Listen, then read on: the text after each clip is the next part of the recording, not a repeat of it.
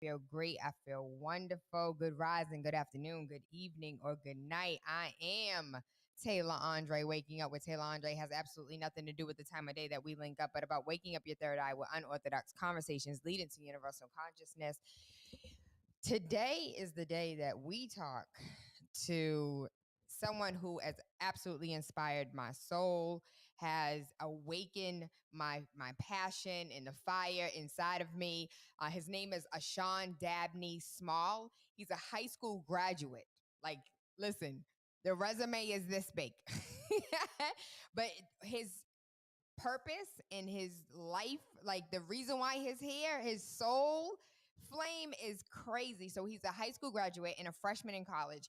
During his time at English High, Ashawn was involved with MYC, Massachusetts High School DEMS, the Student Voice, where he served as leader of the chapter until resignation. Ashawn is also heavily involved in gun violence prevention, especially starting after the shooting at MSD in Parkland, Florida, and now serves as the chief executive founder of Student Advocates of America, where he fights for student equality and major issues in the United States. Long story short, he has worked on the Elizabeth Warren campaign, but he is running for the 3rd district. I was about to say mayor. For the 3rd district city council seat. I am so proud to introduce to you Ashawn Dabney-Smalls. I did pronounce your name correctly, right? Yes, you did. Thank you so much.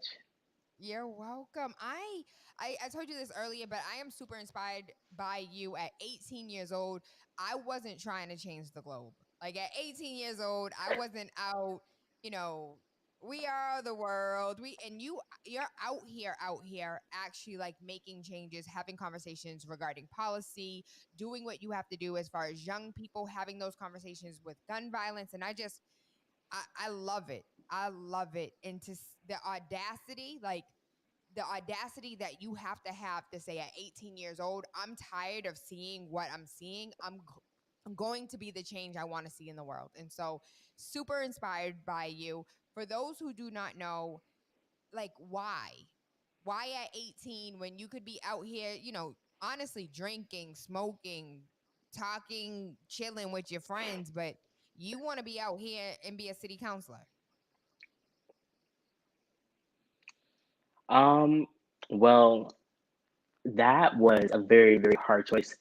Um, when I decided to get in this race, I took um, a step back and I looked in the mirror, um, and I looked at myself and I said, "What is it that you want to see um, happen in your community?" And the same answer kept coming up every single time. And that was to restore the voices that were that were lost in this community. I feel as though many that have been connected uh, have been able to rein the reins when it comes to bringing up issues that matter to them in their part of their community in Dorchester and in District 3 the most. But when it comes to controversial and systemic generational issues, those have what been left on the back burner, and for that reason is the reason why I decided to run for District 3 City Council. What has been the responses so far from people? Have you started door knocking, especially like during Corona? Have you started door knocking? Have you started collecting signatures? Like, what has been the response so far? Oh man, the response was I was very nervous about first even running for office and then also being the youngest at that, because there goes a lot of speculation when it comes to age. And if you don't have a pedigree and if you don't have necessarily this stack of paper saying, you did this, you did that, um, people tend to overlook you. Um, I launched my campaign back in March, and from March to September, I didn't get on a single paper up until uh, September 23rd. And that was the vigil that was held at Franklin Park with Monica Cannon Grant. And that's just going to say, I didn't get into this race, and I didn't get into this for publicity, merely to be someone that they, our people in our community, can see and that they can approach and that they can have a conversation with. A lot of our current politicians and our current local, state, and federal leaders are not approachable.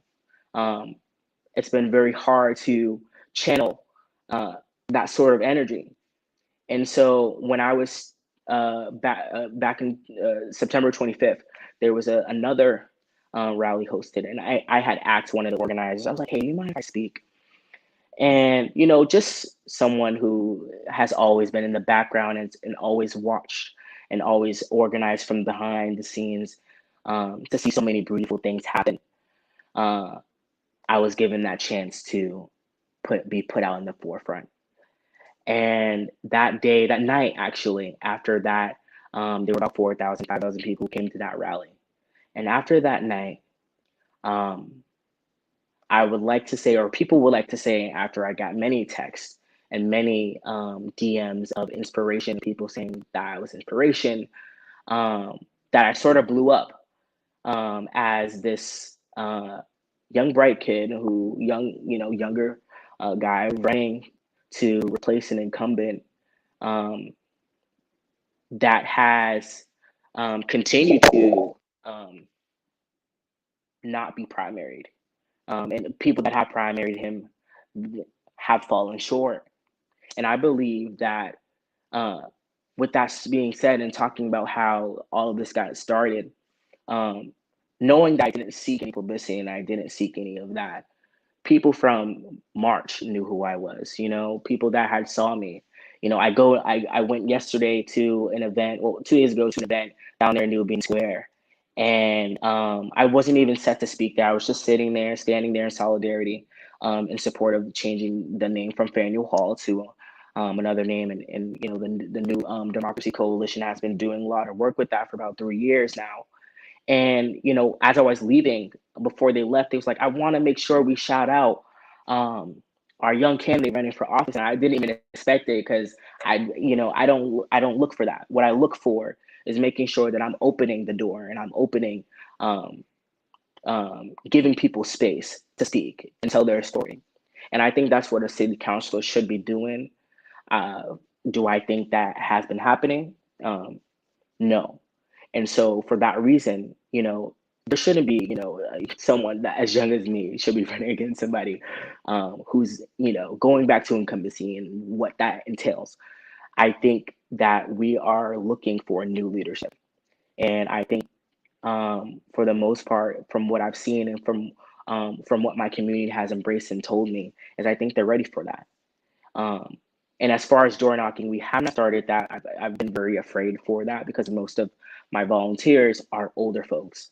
Most of them that work on my immediate team are younger and they work from home and they do go to school. So I do try to make sure that I'm flexible with their time. But in terms of that, I just think that it's never been about fame. A lot of people nowadays like, Ashawn, you're so famous. And I'm like, no, I'm just a Black Afro Latino young man trying to uh, make an impact on my community and making sure that not only the well connected are heard, but also the ones that have been lost in that cycle.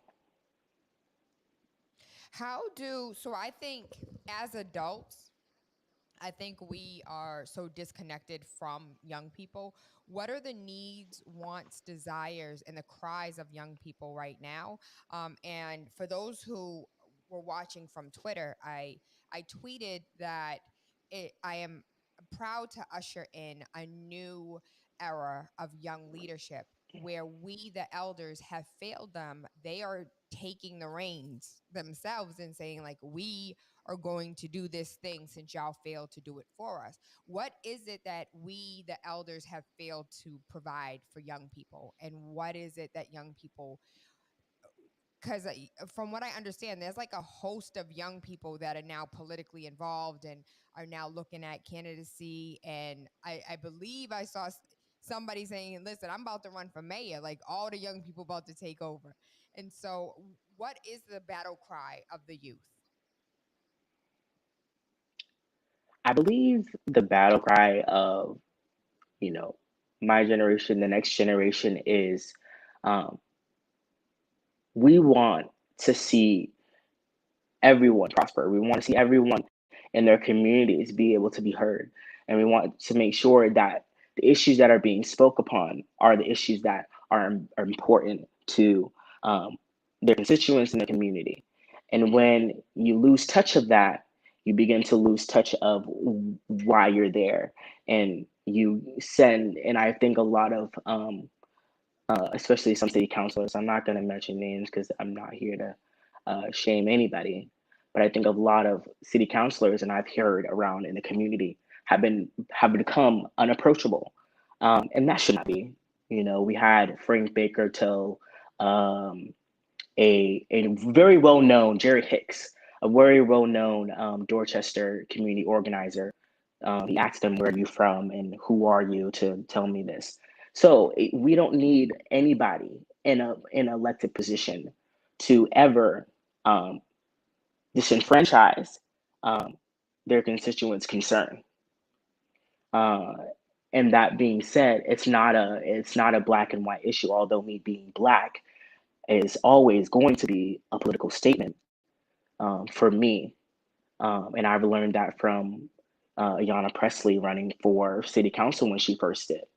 And seeing that somebody like myself, going back to Barack Obama, could be seen in these high positions, whether that is locally, statewide, or federally, I believe that it goes beyond my age. I believe it goes beyond um, the sort of pedigree it comes to when it comes to incumbency. I think what people should seek in any person running for office is whether one, and this is from what I've been hearing about myself. Um, I come to things when I'm not invited to them because I think the community should see that you're invested. Um, there was a place that was opening up called the Dorchester Artist Project, and I was the first candidate for, whether that was for mayor or for running for city council, to support them and also stop by, be a part, their soft opening. And I think it's going back to show you that it's just those little things that matter and make a very great impact on your community. I can say for myself, before I even announce, I've never been to any sort of campaign related event regarding the current city councilor. Um, and I think that just goes to show you um, who's actually at the seat of these tables. And I think that we need to start thinking about what is right for our community instead of what is right for our pockets. Mm. So young people care about the real issues, it sounds like, and not about these superficial um, problems that are being spoke about. And so let's go through your strategy as far as when you win District 3 seat, what does that look like for you? And so as far as education is concerned, um, first question is, do you have any current mentors that are currently in office that are helping you, guiding you, or navigating you through this very treacherous waters? Yes, I really want to. This is not an endorsement. A lot of people, especially a lot of different news outlets, have been trying to get me to endorse a mayoral candidate, but I have yet to ever comment on that because they try to trick me into answering those questions. But I really want to give a huge shout out to District 4 City Councilor Andrea Campbell and her team. She's been so receptive. The first day, I've got to talk to her, being a twin, losing her brother. I also have a twin sister, so I kind of understand what that would be, especially when it involves gun violence and knowing that I've had family. My cousin was his life was taken due to gun violence, and so connecting with that, I got her personal cell phone number, And ever since then, we've been in touch. Me and her team have been in touch, and my team. And she told me on the phone about a week ago. She's like, I know how it is um, being the underdog and people not believing in you. And the thing is, you are going to have to believe in yourself. You are going to have to be able to shape um, what you think is going to bring whatever you're doing, whatever issue is going, whether you're running for mayor, city council. And she drove that into her announcement.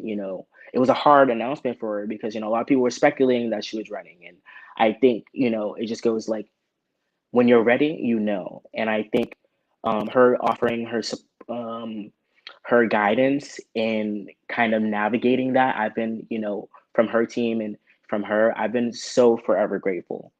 And that she has been seen to me as a mentor. Also, I want to also shout out, she may not know this, but she is also one of the, I've known well, going back to Congresswoman Ayanna Pressley, Representative Ayanna Pressley, for the Massachusetts 7th Congressional District. I remember back when I was a little bit younger, and I was at the Elliott Congregational Church, and we had Martin Luther King Day, and I did the I Have a Dream speech. And after that, she got up there and she was like, I don't know how I'm going to be able to follow with that. And so just seeing her, like going back to seeing, people like me, she's definitely been a mentor from afar. And hopefully, after, this comes to being, which, I am very hoping that it will be, because I think it's a very needed change. And I think that from that change, we'll see even more greater change. I think that she and Andrea Campbell and many others who I've considered mentors, but them too, especially, um, are really fighting for those issues on the ground. I invited Andrea Campbell to a rally, and I was like, I know she's so busy. She's running for mayor, and she came out, and I had left early, and so it just went to show you that when you're needed to call on somebody, um, that she has been there for me. She has been able to answer the questions that I've needed to be answered, and also give me the hope and the tenacity to continue. It's not easy running for office.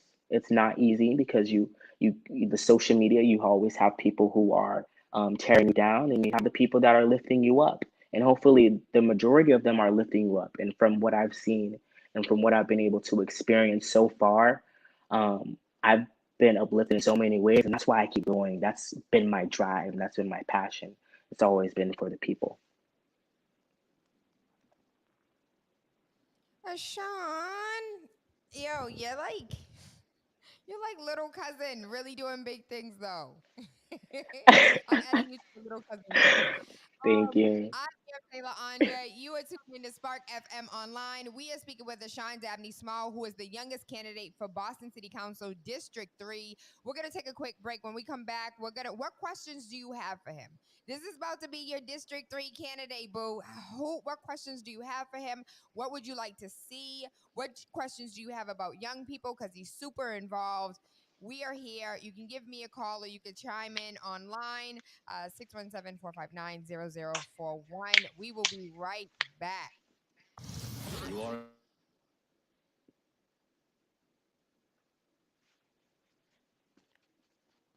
How did I do? Can I hear me? Am I still live? Dun, dun, dun.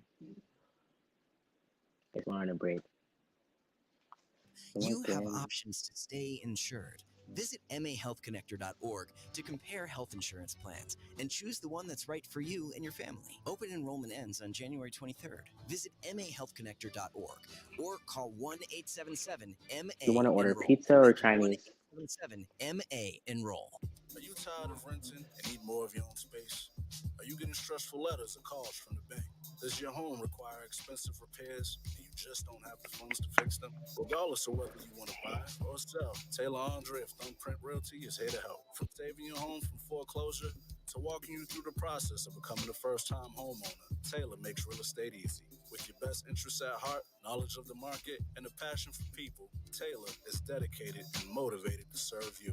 Good rising, good afternoon, good evening, or good night. I am Taylor Andre, and I am determined and dedicated in assisting you in all of your real estate needs.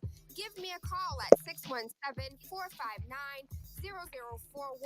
Again, that number is 617-459-0041. Or you can email me at TAYLAANDRE@thumbprintrealty.com. Let's start with the big question. The all-new Spark FM. You're tuned in to Spark FM Online. I am Taylor Andre. Waking up with Taylor Andre has absolutely nothing to do with the time of day we link up, but about waking up your third eye with unorthodox conversations leading to universal consciousness. We have Ashawn Dabney-Small in the building. This is the youngest candidate for city councilor. I'm just speaking into his life. He's the youngest city councilor. But we've talked about a little bit of everything as far as like who are his mentors that are currently in the political space. You know, what are the needs of young people and what is their battle cry? What do young people want that we as elders have failed to provide for them? And I want to know, what does city councilor Dabney-Small look like? Like, what does your ambitions look like for the city of Boston?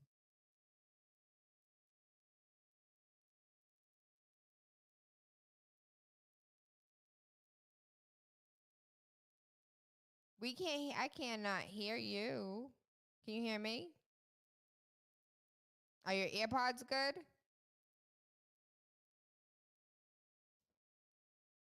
And I can hear myself.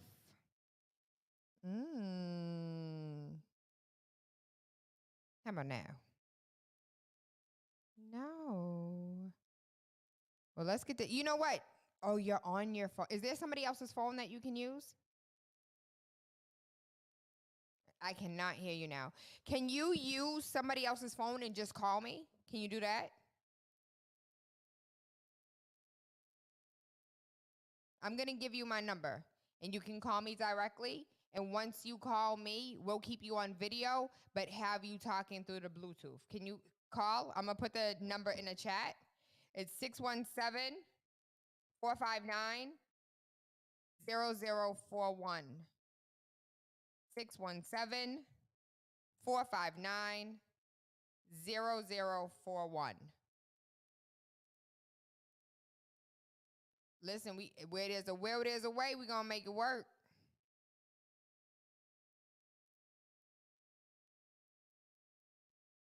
Y'all know what it is.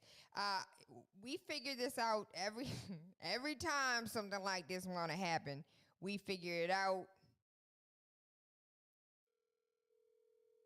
Here we go. Your call has been forwarded to an automatic voice message system.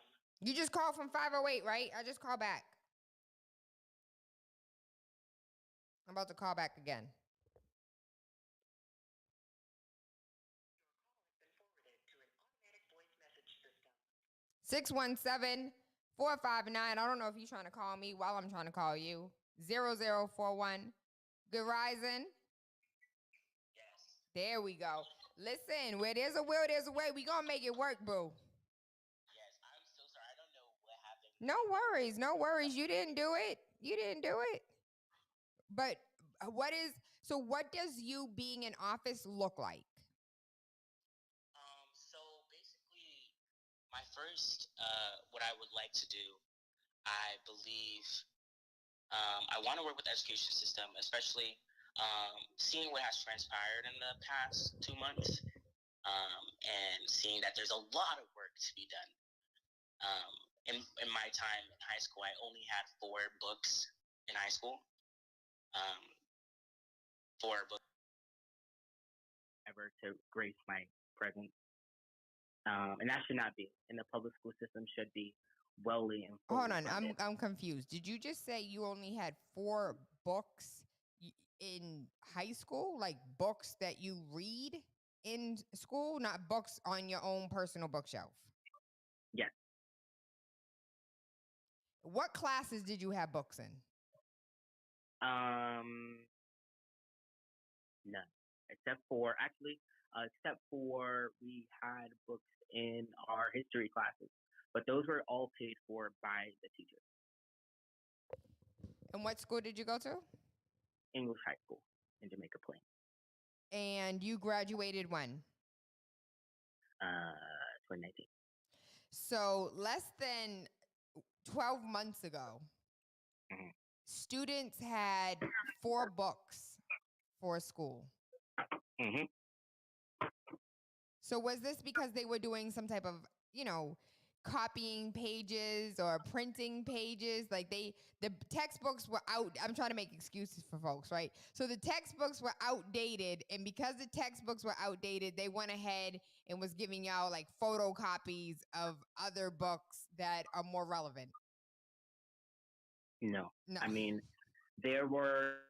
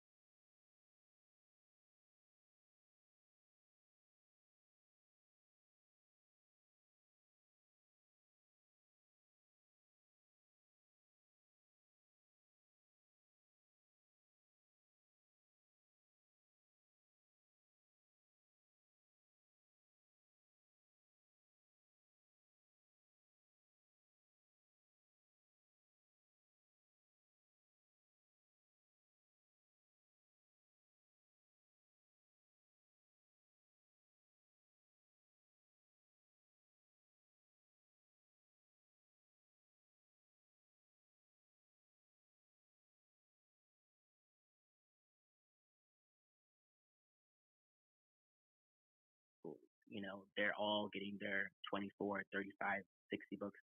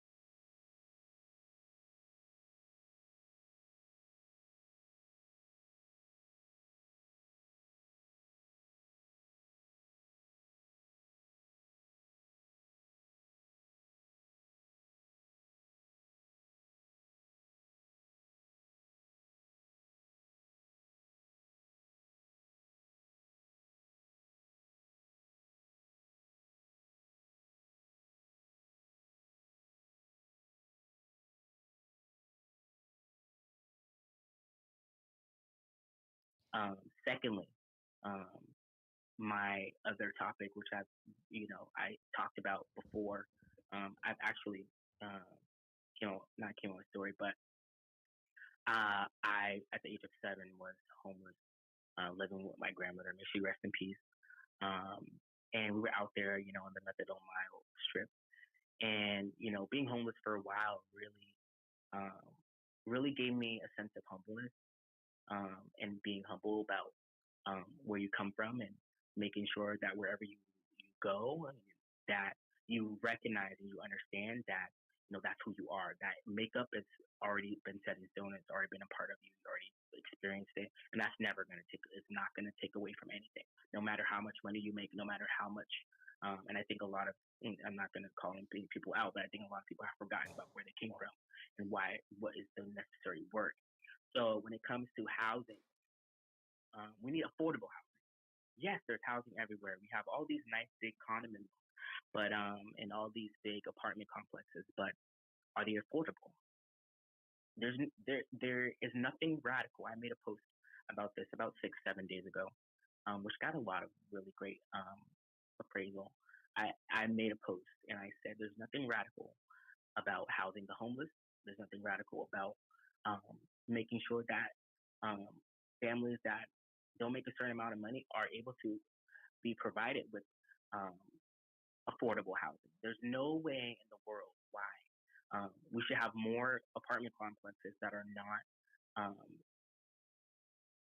that are not affordable housing. And even if we have to work where we have to make sure that we work with these developers and people that are coming into our city and just building away. Um, making sure that not only my constituents, and this is probably going to more so in that large kind of point of view, but I think that it's not just a district problem. I think it's a whole problem. So maybe making sure that I'm working with um, large councilors, and also the mayor, the next mayor of Boston, to ensure that affordable housing is being brought on the local level, and making sure that I'm making connections with our state reps and our senators up in the state house to make sure that we can make that a reality. A lot of people have been facing eviction right now, and during a pandemic, and I find this very, very, for me, very condescending with what people have been saying they've been working on. They've been working on affordable housing, but I have yet to see someone say, like, why are we evicting all these people when they've probably been the best tenant ever, or they've been paying their bills since before pre-COVID. And I think making sure that, like I said before, that not just the well-connected are represented, but those that may not think they have a seat at the table. A lot of people have been, and this is going back to systemic barriers. A lot of people don't know who their city councilors are. And I've asked people on occasion, and the people that I've been asking have been Black and brown people. And so that is a problem. And I think, in regards to, back to, education, making sure that we can at least let the students know, maybe to educate their parents or, their cousins or older, individuals that may not know who their representatives are, and on a daily basis for every single, election, they just circle in a bubble under the name instead of getting to know. And I've always told people, research. Make sure you do your research before you support any candidate. Research about them, do your work about them before you do that, because you don't know who they are until you make sure you know what they voted on, what they've done, what they've been working on. That's how you find out what they're candidate and who they are. And that's how you choose someone to lead. And I think that choosing someone like me to bring on these issues, I think that we can get a lot of stuff done, but only if people are not so focused on what they're going to be making in their potential monetary gain. Mm. So I heard jab, jab, cross, uppercut. Jab, jab, uppercut, cross. That's what I heard. Like, young people are tired of hearing excuses. And so what we have to look forward to is an ushering of young people who are making reasonable demands. And it is not radical for you to house the homeless. It's not radical for you to provide affordable housing for people who live in the city and not for millionaires. That's not radical. What No, is it's not. radical though is like, but you're 18, what do you know? Has that been has that ever come out as far as like you're 18, you can't do these things, Nemo? Like you have to wait your turn. Um, I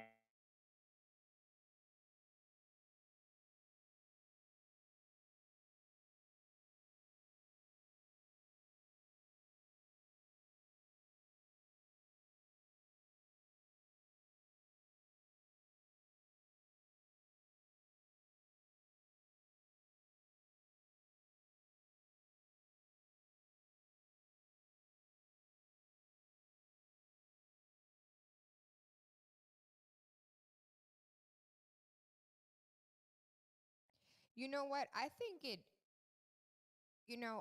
allow me to be radical. I think it is Mhm. okay for you to be angry. And I know, like, on the campaign side, I can imagine campaign managers like, no, you're not an angry black man. But I think the way society is set up and the way structure in our society is set up regarding race, regarding black men, and we haven't even touched on like you identify as queer. Yeah. So that's like those are different layers of like you're not accepted on this level, you're not accepted on that level, and we don't accept all of you. And so Yeah. I think it is okay for you to be angry and to be upset and to be mad at a system that was not built for you, but continuously pressures you into like putting you into this box that I need you to be because I'm not willing to deal with who you are at your core. So I don't think there's Yeah. anything with you being upset and fed up with how this system has worked over these years and wanting radical change in the sense of like I'm tired. Enough is enough. And so I am super appreciative and super excited for you and your team. Is your team as young as you as well?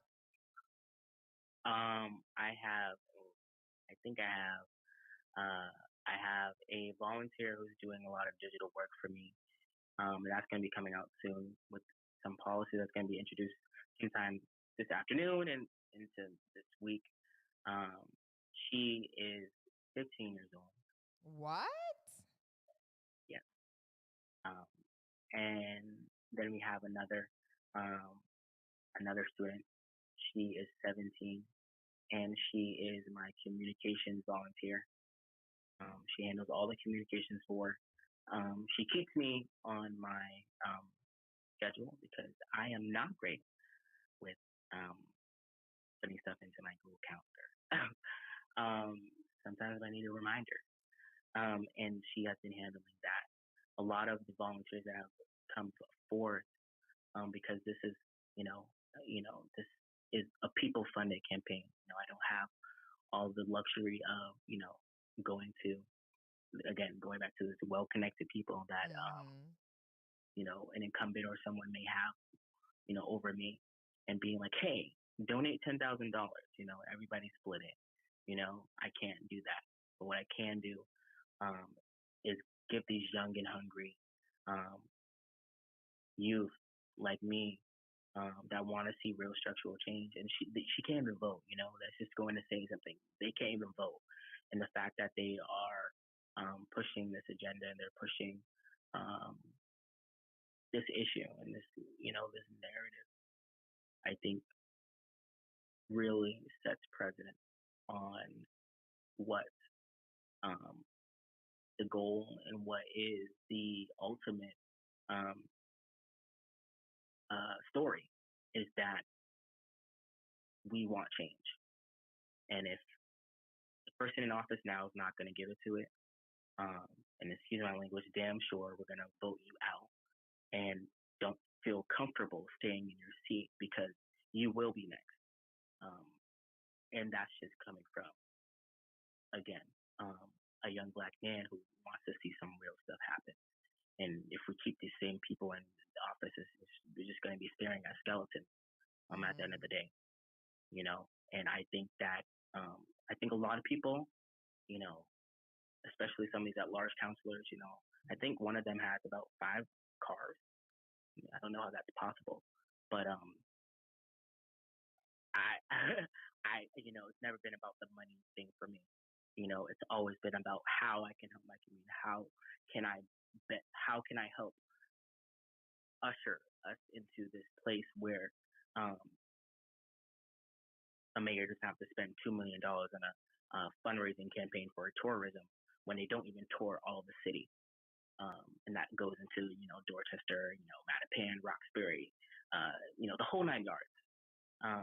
And that's just no shade. That's just the truth. And I've said, if you are not, and I made a tweet about this shit, I think today or yesterday, I'm kind of forgetting, but I said that if you are not here to bring structural change and be about the change that is needed, I kindly ask you respectfully to please sit in the back.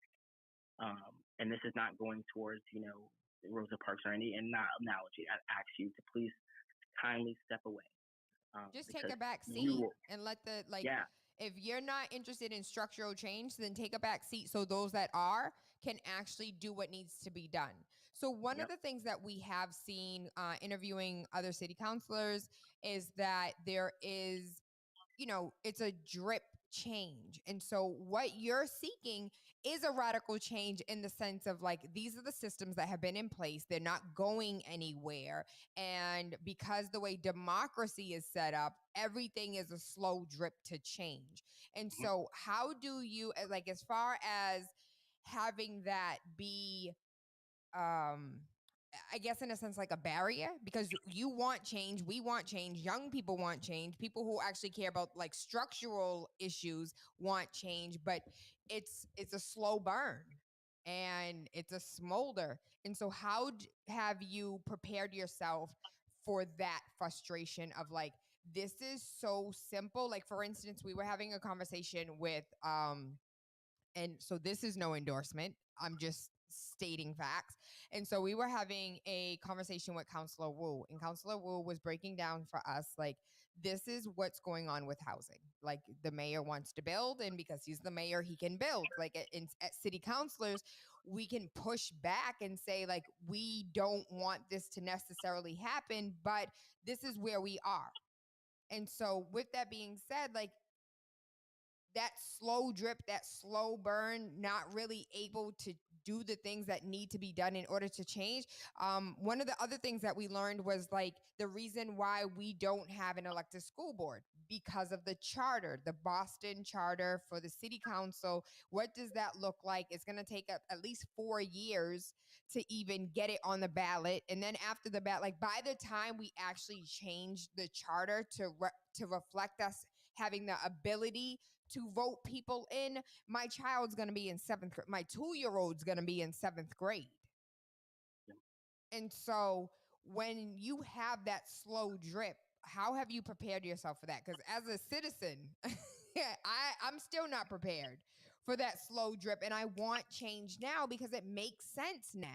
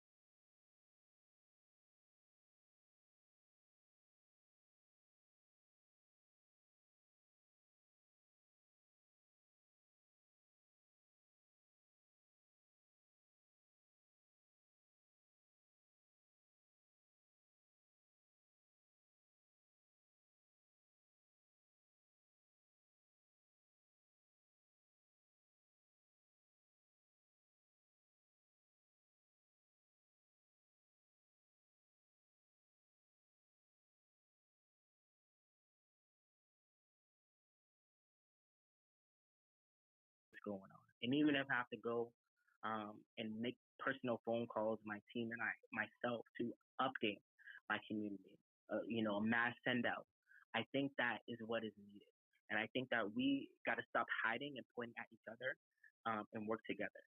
And the sooner that we realize that we have more in common than we think we do, and that we're all here for one goal. And sometimes people have their own agendas, and that is fine.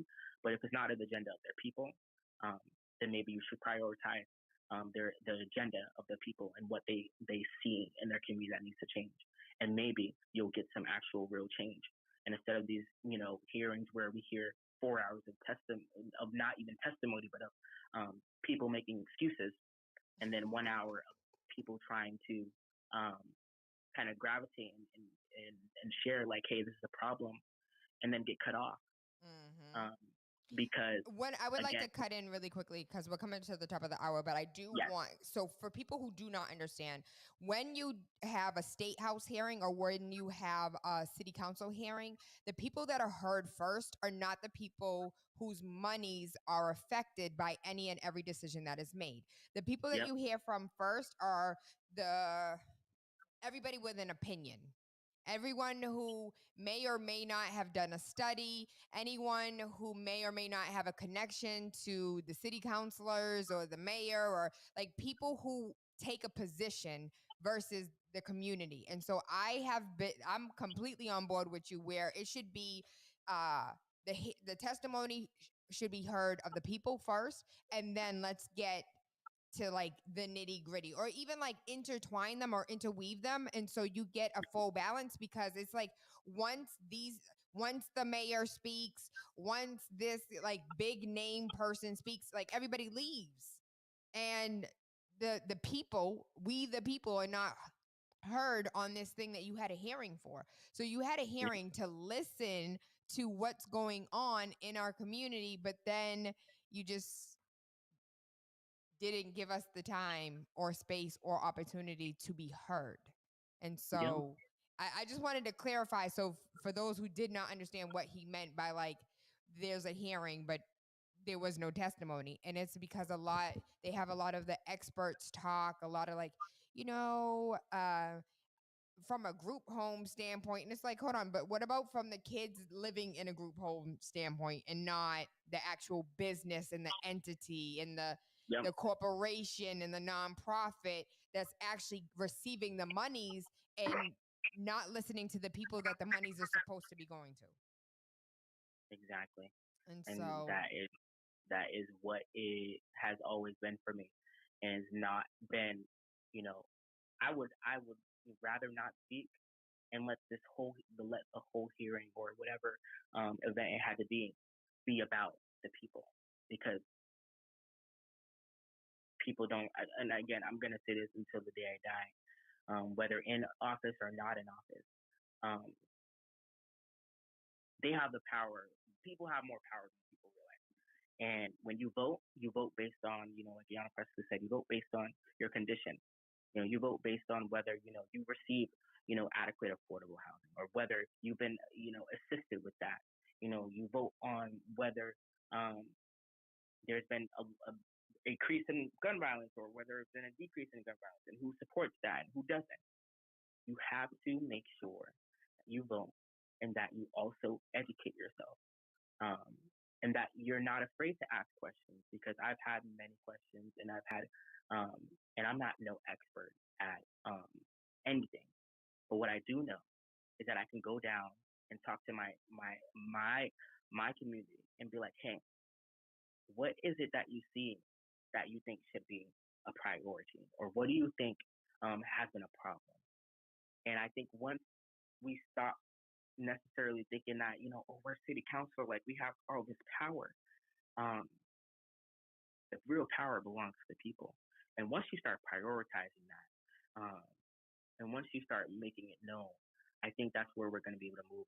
And I know it may not come in the next 2 years and the next 4 years. What I do know is that every single day, as their city councilor, if Dorchester sees me to be their next city councilor, is that I'll always be representing the people, because those are the people who have continued to show out for me and continue to um, be there and to advocate, and that's where I'm going to be. I'm not a politician per se.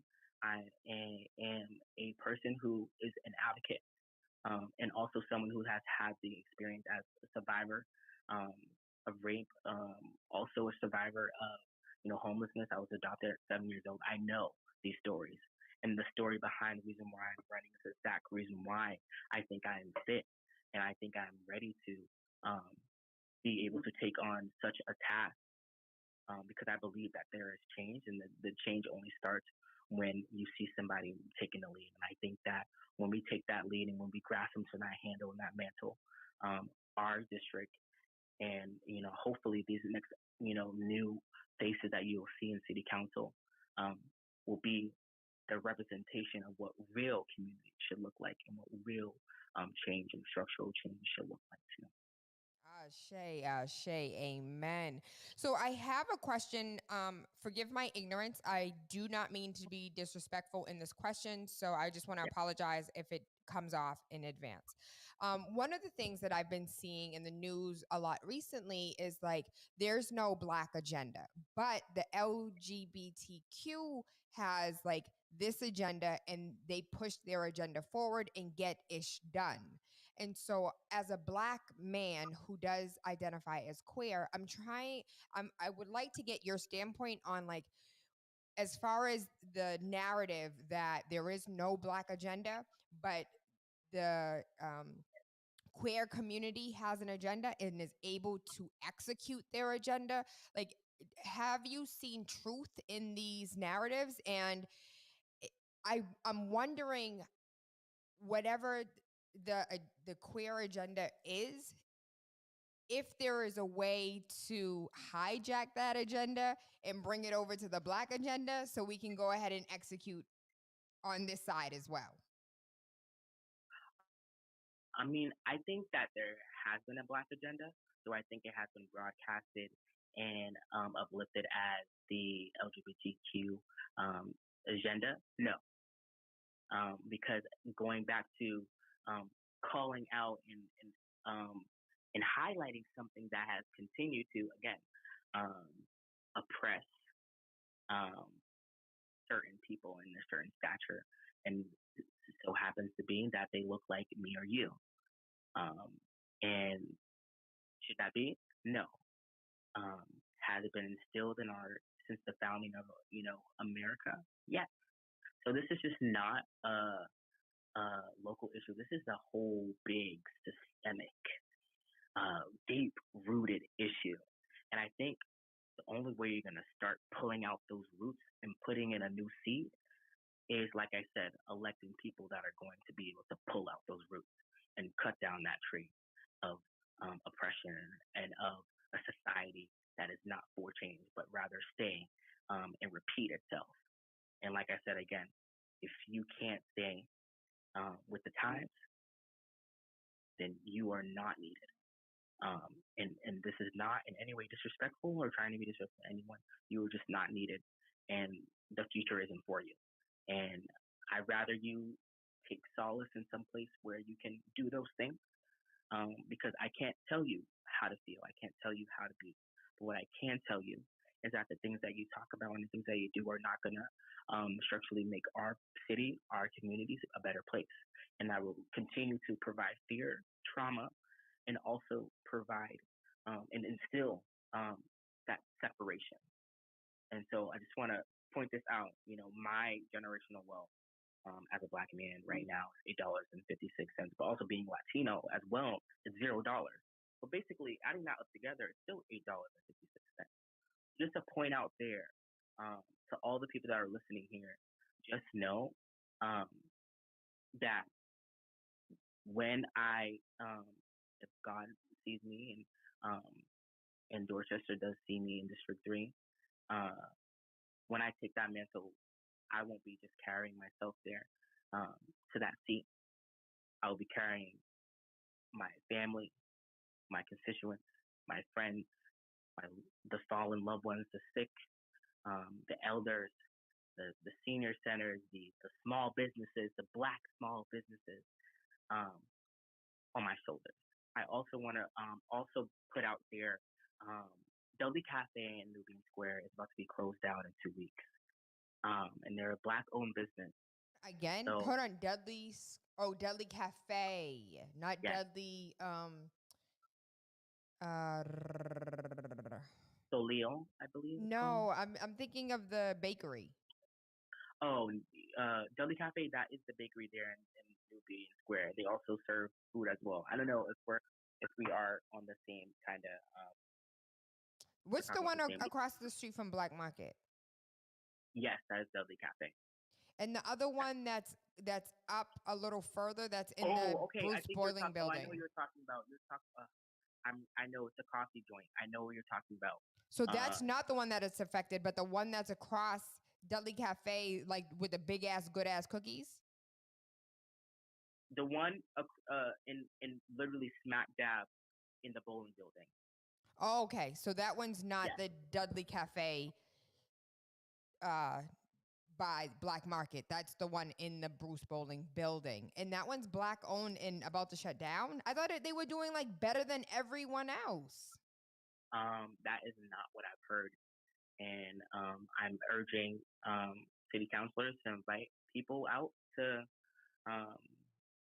come and enjoy some food, because these are people's businesses that they invested their whole life in, their whole career, and they invested their own personal money. And it will be really sad to see a business like that has had the pleasure of having some of the best, in my opinion, some of the best um, workers and advocates grace their space and be there, and now have their names as a addition to plate. I think that, and they're all black, so I think that we need to go out and support. I'm trying to set up something with my team. There's happening something on this Friday, and so more information will be put out about that, and hopefully we can again break that barrier, because it's affecting a lot of people, and this is people's livelihood, and this is people's life that is on the line, So not just.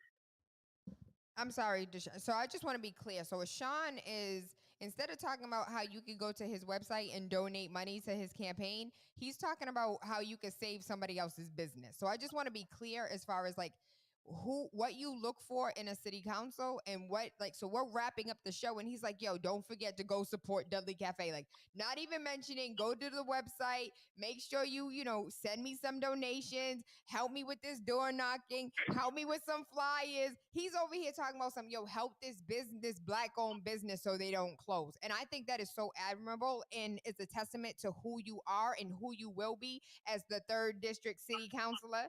And so I am so proud and so honored to have interviewed you. And I thank you. I appreciate you. I would love to have you back when we're still in the thick of the campaign. I'd love to have you back when you're an actual city councilor. And I'd like to have a conversation with your team. Like your whole, like the 15-year-old, the 17-year-old, the kids who are still literally in sophomores in high school, but are out here being politically and civically engaged. That is a beautiful thing. I appreciate the work that you're doing. I thank you for your time, and get it. Black boy joy all day. Thank you so much. Have a wonderful day. I am Taylor Andre, waking up. You know what? Before you go, I do want to make sure, please go to Ashawn 4 Boston.com. He didn't tell you to go give him donations, but I'm telling you that this baby deserves your $2, your 60 cents, your $1,000, your $10,000. And if you believe in young people, and if you are looking for structural change, this is the candidate that you want to put your money behind. And I really wish you were running for at large, because I could really see you doing things for the entire city. So I hope that you do door knock outside your district, so that way you can still get support from others fiscally. Even though they might not be able to vote for you, they can still support you in other ways. And so again, Ashawn, ASHAWN 4 Boston.com, and the website's dope. go on and donate your money. And that's exactly what Taylor's going to do today. I'm going to give to you my love. Thank you. Thank you so much for having me. Thank you for being here. I am Taylor Andre. Waking Up with Taylor Andre has absolutely nothing to do with the time of day we link up, but about waking up your third eye with unorthodox conversations leading to universal consciousness. We're going to take a quick break. When we come back, we're going to get into some of this news and what's going on in the world. Oh my gosh.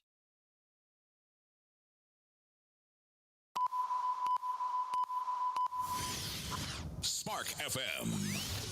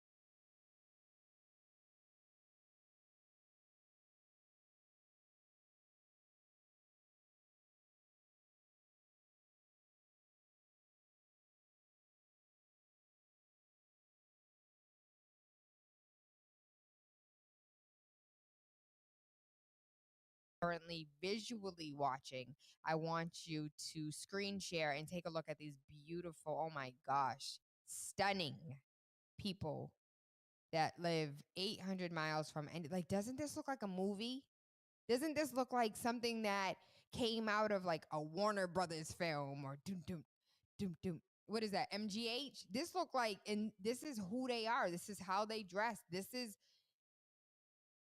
their, how are they called? Marquesas Islands.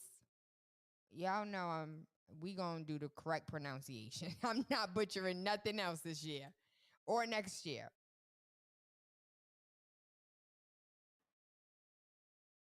Marquesas. Marquesas. Marquesas. Okay, Marquesas. So the Marquesas people from the Marquesas Islands of the South Pacific, 880 miles from the nearest popular tourist destination of Tahiti and the fresh Polynesians, and they are beautiful. Like, look at the way that they're built. Y'all don't see these men in their natural state. Like, this is natural. This is us naturally. No makeup, gorgeous. These are like the original people. This is so beautiful to me. Like, this is, if I could, I would be somewhere over here with a whole garden chilled out. And the fact that they have horses, they have tamed horses. I have so many questions about, like, what is this made of? This fur on your legs and this fur on your arm. What is that made of? What type of tooth is this? My guy back here on the black horse looks like he has like fangs coming out of his cheeks. I have so many questions for these beautiful, oh my gosh. You don't see us? And to me, like, these are black people. I don't care like where they are in the world.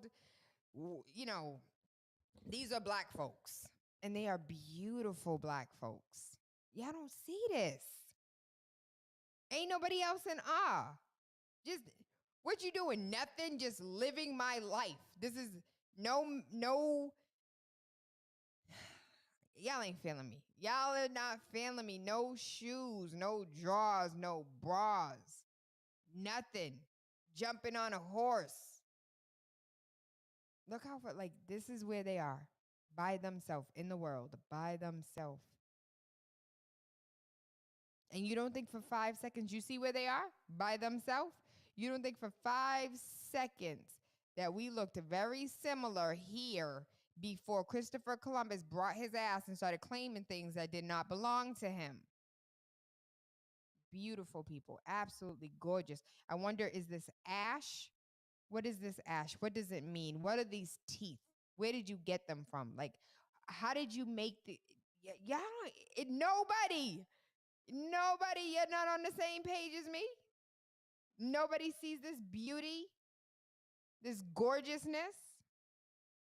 It's okay. I'll admire it on my own at a later date. I love who we are as a people. I love our natural state. I love all that we have to bring. I love how we could take absolutely nothing and turn it into something. You give us 2 pennies, we come out with $1,000. Like, there is not nothing we can do. My God is so big, so strong, so mighty. There's nothing my God cannot do. I love it. Kavan is the world's loneliest elephant. He finally gets friendly with another jumbo elephant for the first time in 8 years as he settles into his new home in Cambodia. Kavan, the elephant, was dubbed the world's loneliest elephant after spending 3 decades, 30 years, in isolation at a dilapidated zoo. Last month, he was flown from Pakistan to Cambodia after a campaign to free him. 30 years. After 30 years of solitary confinement. And you know, elephants actually cry when their loved ones die. Or let's say, for instance, a mother elephant gave birth and the baby dies. The mother mourns over the baby for days. They don't leave. Like, if they're on a caravan going to wherever elephants go, and an elephant dies, an elder dies, they like damn near pray over them. They create a circle around the elephant and they mourn together.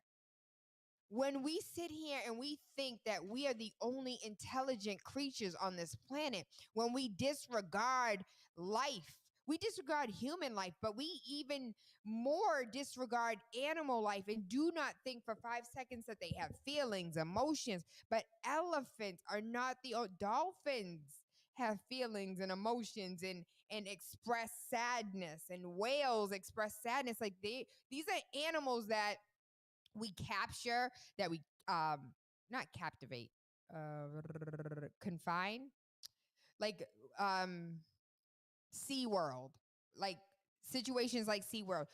We do this. And then like, oh, it's nothing. They don't have feelings, like they don't have rights. They were hurting. We found them with a gash in their side. And so instead of like, the hospital doesn't keep you there. If there's something wrong with you, you go to the hospital, they fix you, they make you better, they release you. At what point in time did we think it was acceptable for us to kidnap animals and be like, oh, yeah, well, since we helped you, now it's time for you to help us and get this money so we can make a profit off of you? I have a bleeding heart. My heart bleeds. Apparently, some people don't, but mine does.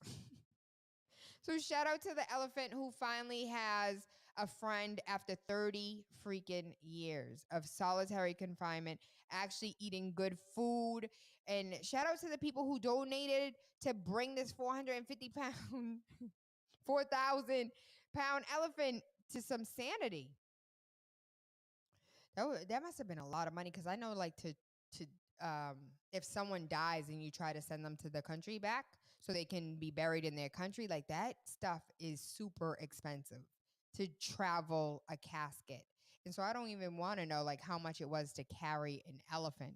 A Hawaii prosecutor is jailed for 13 years for forcing her grandmother to sell her home, framing her uncle for a crime, and stealing $160,000 from two children under her care to fund a lavish lifestyle. So this is a Hawaiian prosecutor, Catherine Kaloha, and her husband, a retired Honolulu police chief, jailed after being at the center of a years-long investigation into public corruption. Catherine, a former deputy prosecutor for the Honolulu, was jailed for 13 years. Her police chief husband, Lewis, was given 7-year prison term for his role in this scheme, an elaborate scheme. Catherine stole from her uncle and her grandmother to fund the couple's lavish lifestyle. She also was charged separately for the crimes, which also revealed that Catherine stole $160,000 from two of the children she was a court-appointed guardian for. She also used her position as a prosecutor to keep a prescription drug ring that she and her brother were using hidden from her husband, law enforcement, which doesn't make sense, because if your husband was in law enforcement and he was already part of these other crimes, why wouldn't you add him to this crime as well? He was like, nah, boo, I ain't doing all that. Now, we can steal from these kids. We can go ahead and steal from your grandma, make her sell that house so we can get it real quick. But I ain't involved in the drug situation. But that's crazy. And I wonder, like, if we went ahead and went across the United States and looked into corruption on every level, everywhere, I wonder how many police officers today would no longer be police officers tomorrow, or whenever the years-long investigation ended, because there's so much that you can get away with. And after watching trial 4, you start to feel differently about the police, like especially when I'm reading stories about like the Texas corruption of police departments, the LA corruption, the Chicago corruption, oh my God, Philadelphia corruption. Like when you take a look at the corruption that has happened decades after decades after decades, and then you know the history of like where police came from, and then you watch Lovecraft Country, and then you're like, yo, I can't. I want to have a whole show about Lovecraft Country. Like, I just want us to do a show on Lovecraft Country, because there's so much to discuss. There's so much to talk about. Lord, there's a lot to dissect. And I feel like we need a historian, a psychologist, like we need multiple people in the building in order for us to have that conversation to the fullest capacity that I would like to have that conversation. In other news, uh, a black restaurant owner tells women to get out for standing on tables and twerking. And so his name is Kevin Kelly. He scolded patrons at his Dallas, Texas restaurant on Sunday in a viral video. He claimed to be upset after several women reportedly stood on his furniture and twerked against the glass wall in the restaurant. Kelly has received both praises and backlash for his response on social media. He claimed to have been approached. He approached the woman before the incident, but returned when they began dancing again. And so in the video, I watched the video last night, and he's like, listen, I built this for my people. So let me start from the beginning. He was like, I invested a lot of money into buying this building and developing this concept so black people can have somewhere nice to go. And then his voice starts to raise. Somewhere we can feel good about ourselves. Stop the music. Stop the music. Real talk. All this twerking and ish, don't bring it here because we are a restaurant. So how can I tell my men to respect themselves when you twerk it on a glass? If you want to do that, just get the F out. Get out my restaurant because I did this for ourselves. I did it for the culture. He said, don't do it again. I don't want to hear it. If you don't like it, get out because I don't need your money. I built this for us. I built this for black people, and you're not going to ruin it or discredit it by twerking on the damn tables. And so he posted, there were 3 tables that had been spoken to about twerking. They were approached very politely. This is on his Facebook page. They were approached very politely less than 10 minutes before. Despite this, the last young woman decided to stand on both booth seats and the table, placing her hands against the glass window and start twerking on the glass. Enough was enough, not only that lady, but for the 3 tables of women who were the only ones in the restaurant to act this way. As far as the music, we created True for it to be a place music could be enjoyed as we sit and eat. No song played is an excuse to stand on furniture and do what the lady did. There are places for this, and True is not one of them. As for my delivery, I can assure you I was a gentleman earlier, but my nice words were not respected. True will be for some, and not everybody is going to like this. And so I appreciate you, Mr. Kelly, because there's a time and a place for everything. My grandma said there is a time and a place for everything. You don't have to do all things all the time. If you want to twerk, go to the club and twerk.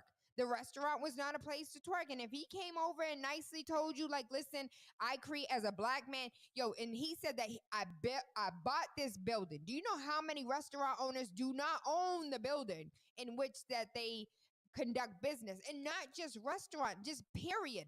Black business owners seldomly own the building or the brick and mortar that they do business in. Seldomly. And so I can understand his perspective from the I bought this building, I built True, this restaurant for us to play our music, for us to eat our food, for us to congregate together. And just like, this happened not inside of Boston, but just like in Boston, if you go to the South End, you're going to see a conglomerate of businesses that don't look like us, food that is not native to our culture, and music that sucks. And so, yes, if I sat here and I built this thing with my hard-earned money, for our culture, to do it for the culture so we can be respectable, so it doesn't have to be freaking twerk fest 24 hours a day. I get it. I do. I get it. But then the ratchet in me is like, twerk, twerk, twerk, twerk, twerk. There's a time and a place for everything, and I appreciate him being honest. And, it takes a lot for you to say, I am willing to lose money over my values. I am willing to lose likes and friends and people coming through. And Ashawn just said it. He was like, I didn't come here to be your friend. Like, I came here to do the work. And in Mr. Kelly's defense, his work is to provide a place for us to have an upscale type vibe and not a hood rat type vibe. And so that's that. The state of Black America. I'm interested in how y'all feel about this. How y'all feel? How would you feel if you were at a restaurant? You were at Zaz. Let me not say Zaz because but Zaz is Black owned, right? So you're at Zaz, and Zaz all of a sudden comes out and he's like, listen, we're playing music for brunch. Like, this ain't the club. Nobody wants to see you twerking. And why are you standing on my furniture? Like, furniture's expensive. You standing on booths. You standing on tables. No, thank you. Like, can you please get down? And the second time he come out and start yelling. So maybe it's not Zaz. Let's say it was John. John opened a business. How do you feel? You're over there spending your hard-earned money, and he's like, I don't need your money. Are you taking offense to that? Because there were a lot of people in the video who's just like, check, please, check. It's time for me to go. I don't need to be here. And so I'm interested in knowing how people feel as far as this is concerned. Do you think that the owner was wrong? Do you think that the women were wrong? And if what my grandma say? Don't take my kindness for a weakness. If I came out first and was kind to you and was nice to you and was like, listen, like, that's not what we're here for, right? Y'all came out to eat, listen to some good music, have fun with your friends.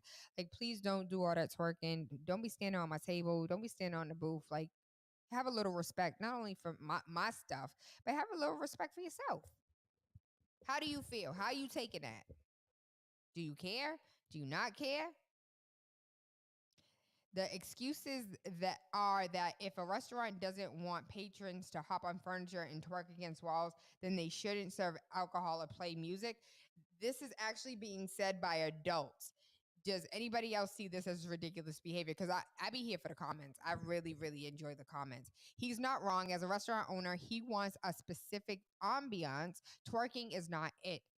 He gave them the choices to freely express themselves, but please respect his establishment, his investment, and take the antics to the appropriate place. That's business 101. I don't see people popping at the at Ruth Crest. I don't see people popping at Maestros. I don't know what that is. So why do they feel like it's okay to stand and twerk on his property? Doesn't matter if the DJ was playing that type of music. Have some class, sit and eat like a normal like a normal person. People always doing the most to be seen. Still listening. How you mad at women twerking in your restaurant while having a DJ playing Body by Meg Thee Stallion full blasting restaurant? In this video, you can clearly hear the music, which was a booming dance party vibe. His disrespectful tone to the women who are paying customers isn't right. He set the tone for his restaurant with the DJ, and so that was on him. I welcome your comments, your opinions, because everybody got one, baby. Let's get it on. So Madonna, like a virgin, enjoys a rare gathering with all 6 of her children and her new boyfriend as she poses for a sweet snap with her beloved brood. And so I didn't know Madonna had like all Black kids. Were you guys aware that all of Madonna's kids are Black? Like, there's not one of these children that is, well, there's one that's light skinned, but that's it. Madonna's boyfriend is 26 years old, and it looks like one of her kids is older than him. So she has Lords, who is 24. Is Lords her biological? Does Madonna have any biological children? Madonna biological children? 4 of her current children have been adopted. David in 2006, Mercy James in 2009, and twin Esther and Stella in 2017. She also has a biological daughter, Lourdes, but Lourdes looks Black too, though, who is now 22 years old, who she had with Carlos Leon. Carlos Leon. I want to see Carlos Leon. Where are we? Search. Carlos Leon. Oh, he's Cuban. Okay, that makes sense. He has Mika Leon, and Mika's a little on the lighter side, but Lords is really dark. She's beautiful, but she looks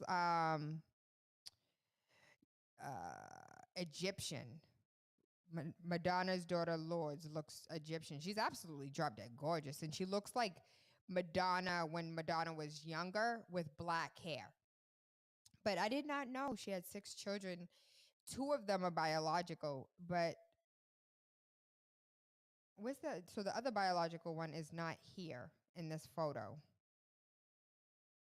Beautiful family, nonetheless. Shout out to Madonna. I think Madonna may have been a black woman in another lifetime. You know, hold on. She had this dope song that it was huge around the world, but it wasn't huge in the United States. But it had like close to 1 billion views. And it was, let me Google this because I do want you to hear it.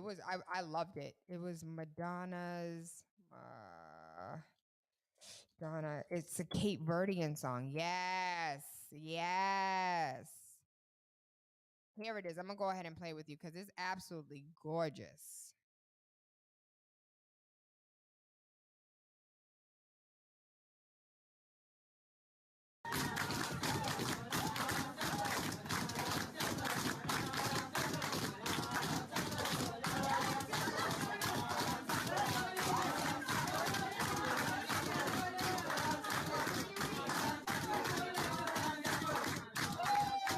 That's not it. What's it called?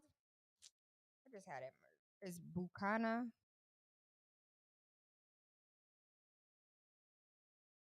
Lord have mercy. Madonna, Cape Verdean.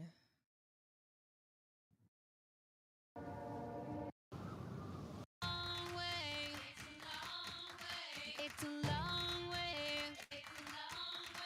It's a long day. It's a long day. Lord of mercy. Things have got to change. There's a storm ahead. I hear the wind blowing. Let me catch my breath. Will we win this race? Where the road is long and the highway listens. 'Cause it's a long way. It's a long way. 'Cause it's a long day. It's a long day.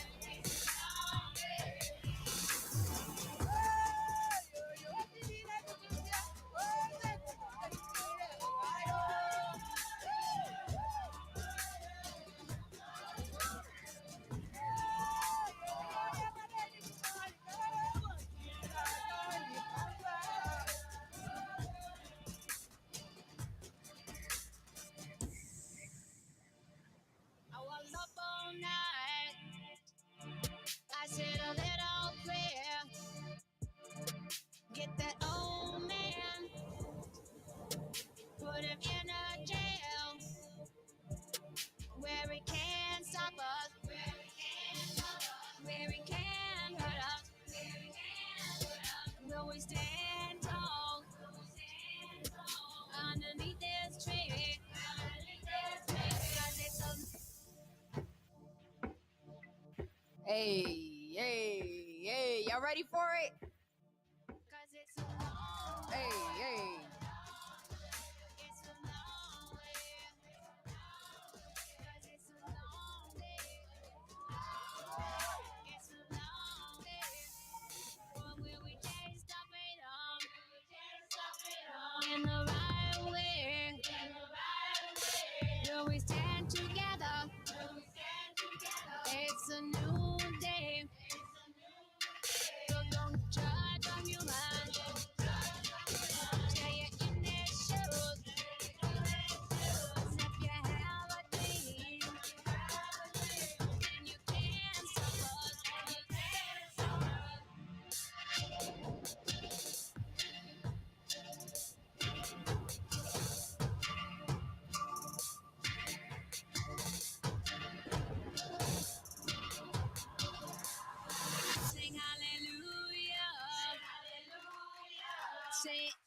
amen.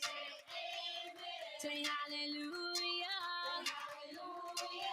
Hey, y'all see us in the background. I think the reason why I'm so attached to the song is because it's like the first time publicly for Cape Verdeans to be in the spotlight like that. And I love the fact that it was a lot of the elder women and it wasn't like the typical, like, let's use these beautiful exotic woman as exploitation, like for sexual desires type situation. I love how it was kept simple. It was no elaborate monies put into it. The only other time I've ever seen a celebrity talk about Cape Verde and two things. So the first one was when Nicki Minaj came out. I think she was either in Boston or she was in New York, and she came out with a Cape Verdean flag. Like, I don't know where it came from or why she was, in that moment, but she came out holding a Cape Verdean flag behind her, one of the big ones. And then I forgot the name of the movie, but he was just like, oh shoot. Like the husband was some guy married to this daughter, and they were framing him for all of this like financial mess that they made. And the father was like, I'm going to the safe haven in Cape Verde. That was the only time, like, you never see Cape Verde. Like, they talk about Dominica, they talk about in the not Dominican Republic, but Dominica, like even Montserrat. So Montserrat is mad small. Nobody even knows what Montserrat is. Nobody knows what Dominica is, but they still talk about it. It's still like publicly publicized. But Cape Verde is never discussed. Like, Africans don't want to claim Cape Verdeans. Cape Verdeans don't want to claim Africans. Nobody ever talks about it. So I think I'm really attached to the song more so because it highlights the Cape Verdean people, some culture, religion, and I love it and I appreciate it. And I just wanted to share with y'all. If you ain't never seen it before, you've seen it now. There's a transgendered woman who kept her transition secret for 16 years. She reveals she finally confessed that she was born a man to her fiance only after a month of dating and being intimate. So her name is Jamie Pandit. She's now 32 years old and has lived as a woman since the age of 16 and was bullied during her transition. She only revealed her true identity to her close family before meeting fiance Phil, who was 38. They met on Bumble, and after dating, found the courage to tell him she was born a man. Thrilled by his reaction, the pair are now engaged, with Phil encouraging Jamie from Toronto to open up publicly about her past on a YouTube channel. Listen, when I tell you, like, this woman does not look like a man there is no way. There is no, like, I don't mean that disrespectfully. I say this with all due respect. Hold on, let me show you. Because I know I'm not trying to be dragged. I'm not trying to be dragged nowhere regarding LGBTQ community. She is gorgeous. If you saw her, would you be like, oh, that's a man? Like, she looked like me. She looked like a sorry. Like, she looks stunning. And I have read stories, because I be here for the comments. So I've read stories about women who came out after being in a relationship and like ended up being abused because a man's like masculinity and his ego is like, yo, why would you not tell me? Why would you put me in this position to, do this? And they're like, but you didn't know the difference, right? Like, we've had sex for years. You didn't even know. So why is me telling you the truth, like, all that bad? It can stay between us. Like, we don't have to tell everybody else. The U.S. faced tougher COVID restrictions as hospitalizations rise in 41 states. LA's 10 million begin lockdown, and Rhode Island is going into a 2-week shutdown as healthcare systems are breaking. like they can't handle it. Hospitals from Rhode Island to Alabama and Montana were beyond capacity. The pandemic now has no epicenter and is rampant across the entire country. Caseloads rose in 41 states, and the mayor of El Paso blamed the COVID fatigue. He said that many cases in his city have been traced back to large stores. Health officials are resigned to the situation worsening, or resign the situation to worsening to Thanksgiving. Who a lot of people traveled for Thanksgiving. A lot of people went to family's house for Thanksgiving. I had a conversation yesterday with a colleague, and she was like, you know, one of my other colleagues asked me to come to a party, and I was just like, what do you mean a party? She was like, yeah, I'm having like a small gathering. And she was like, how many people are there? She was like, about 40. Oh no, but typically there's like 200 people that come. So 40 is like, we scaled back. Nobody had a date, and she was sent pictures. Nobody had a mask. Do you guys remember the video that we played of the woman? Oh, hold on. I want y'all to see this. Y'all need to see this.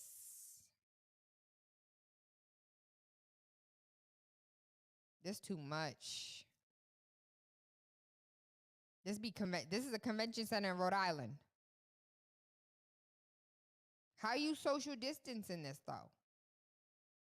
That feel like death, baby. That feel like I could not imagine like that. So I'm huge on energies and vibes, and this feels like death. Like this is where you would go to die. This is not somewhere I feel like you get health care or you. Lord. China kept the secret thousands of confirmed daily COVID-19 cases while the test results took 3 weeks. Just as the pandemic started spreading rapidly across the world, China's system took 23 days on average to return a test result. Leaked documents from the Hubei Province Research Center for Disease Control and Prevention show that on February 10th, Chinese officials reported 2,478 coronavirus cases, while officials in Hubei, home of Wuhan, had a confidential list of 5,918 new cases from that day. The government also underreported death tallies compared to what internal documents have showed. A previous undisclosed influenza outbreak hit Hubei province in December, and the newly exposed documents show that China's State Council claimed in June that the government has always scaled back as far as like the transparency, and that they were trying to figure it out themselves before they scaled the rest of the world. And so, no. Like this is crazy. And we are about to be all the way on lockdown all over again. We're about to be shut down. And when Joe Biden becomes president, you want to talk about shut down for real? We're about to have like, get in your house type situation. And I do not want to accurately predict that, but that is what it's going to take for people to actually stay in their house and for this to kind of run its course until we have a vaccine. And so one of the questions that I had a while ago was whether or not stores, like, so somebody posted that they had a small gathering and that the guy who attended the gathering ended up lying to his job and saying that he was being tested for COVID. And then 3 days later, he was at like this house party. And so he posted a picture on his social media, and one of his colleagues went ahead and took a screenshot and took it to HR and ended up getting this man fired. And so mad people were coming for him on Twitter like, yo, you came on here snitching thinking that we were about to be about that life.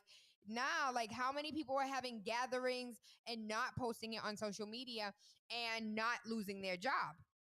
And so one of the questions I had was, if you're wearing a mask to an event, so if I go to my mom's house and I wear a mask, how is that any different than me going to the grocery store? Well, Taylor, when you go to the grocery store, you be in and out. Nah, not for real. When we go to the grocery store, that's 30 minutes in the grocery store. There's mad other people in the grocery store. The mango I picked up, I don't know how many other people picked up that mango, and ain't nobody disinfecting mangoes. And now apply that to the box of cereal, to the box of macaroni and cheese, to the can of whatever you get. Like, multiply. And then you have to take it into account that, let's say, for instance, a can of corn. So first and foremost, whoever packaged that can of corn, let's say, for instance, it was a machine. So the machine cans the corn, but there is a quality control person that has to check. And so that person's touching it. Then when you take it out and you have to take it out the box and put it onto the shelf, that person's touching it. And then somebody who want the can end up putting it in their carriage, taking it to the front. They end up realizing they ain't got enough money, so they gotta put it back. They done touched it. The cash register lady done touched it. She done passed it to the person who put it back on the shelf, and now you the 18th person done touched the can of corn. All you gotta do is wipe your face. All you gotta do is have a little itch. And now you have the germs of the 18 people that touched that can of corn. What is the difference from going to the grocery store? And that's why I love that article, because it was just like, yo, they're finding that grocery stores is the reason for most of the cause, or the epicenter of the cause, of most people getting the coronavirus at this point.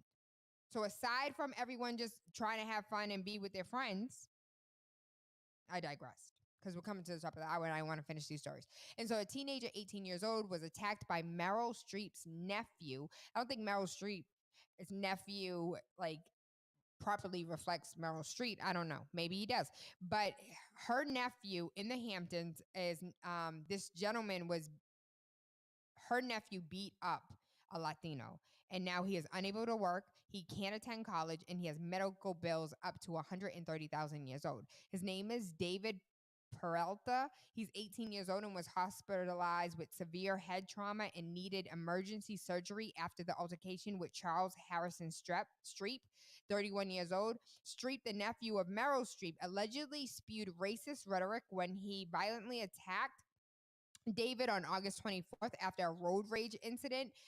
David was left with serious injuries, with a medical bill reaching $130,000. He struggled with bright lights, going outside, and keeping a train of thought. He's probably not going to have much of a career, his lawyer said, because of the brain damage. And charges against Meryl Streep recently were lowered. Charges against Meryl Streep's nephew were recently lowered by the Suffolk County DA's office of the Hamptons. And so I want to know who got paid. And what happens if roles were reversed and that was John Leguizamo's nephew and Meryl Streep's cousin? The world will never know. Yes, we actually do. Swedish citizens are out here showing out and showing how life really is in their country, from great healthcare to free education, prompting some to insist that they're going to move. The person whose name is unknown disclosed that they earn the amount of taxes they pay. The government provided services, they are guaranteed. Sweden is known to have one of the highest taxes in the West, with a top marginal tax rate at 56.9%, but not everyone pays that much. Citizens benefit from national health care, free primary and university education, generous parental leave policies, and heavily subsidized care for the elderly. Swedes said that they make $3,000 per month, and only $752 of their monthly gross salary goes towards taxes. So out of that $3,000 a month, they only pay $752 a month in taxes. You know what I want to know? Because I pay taxes, I won't go bankrupt if I would end up in the hospital. The person wrote, I will not be disqualified for any surgery because we all have the same right to health care. A heart transplant will cost me $10 a night for a stay at a hospital. The heart would cost me $0. If I need medication like insulin, I would only be paying a maximum amount of $250 a year, because you're not allowed to benefit from people who are sick and need medicine to survive. Schools Schools are free of charge, and so is lunch at school. Often 3 to 4 different things to choose from so everyone can be fed, and it's also healthy and delicious food. Borrowing books from the library is free of charge. Me paying my fair share of taxes mean that I contribute to everybody's health care and social benefits, and I'm perfectly fine with that. I own my house. 1,900 square feet. I pay $120 in interest for my house loan and $100 for my mortgage every month. $200 for electric and heating, cheaper in the summertime. $10 a month for private insurance like life insurance. $200 for food. $450 for petroleum. I work an hour away from home if I travel by car. $55 a month for insurance, and $70 a month in student loans. I study as an adult and I took a loan for living costs, but the school itself was free. I'm not done. $30 for union fees, which would give me $1,600 after taxes per month if I get unemployed for a maximum of 30 days. We have 480-day parental leave. I'm slow. I got to do the math. 480 days divided by 30 is 16 months. Imagine me staying home with baby Rain for 16 months. Imagine your wife give birth and for 16 months you get to stay home. She want to go back to work. You get to stay home. 25 to 33 days of paid vacation a year, 100 to 200 extra per hour 100 to 200% per hour if we work overtime. The above is a total of $1,235 a month, which still gives me $1,043 left for other bills and entertainment like hockey and movies. Of course, you can have a higher rent or cost for your house depending on where you live. Closer to a big city, the prices are higher, but they don't pay as much as I do for petroleum because they can commute to work by bus and train for $80 a month.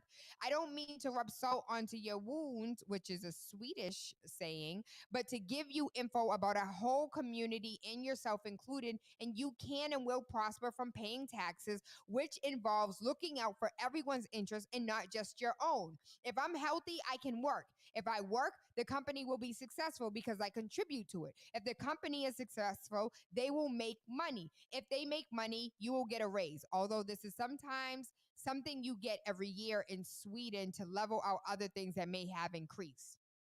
If you're paid enough, you'll be able to pay your bills and you will have money left to spend in a store. So businesses continue to be successful and they will make money, and so they can get a raise, and so on and so on. If you remove one link of that chain, the whole chain will collapse.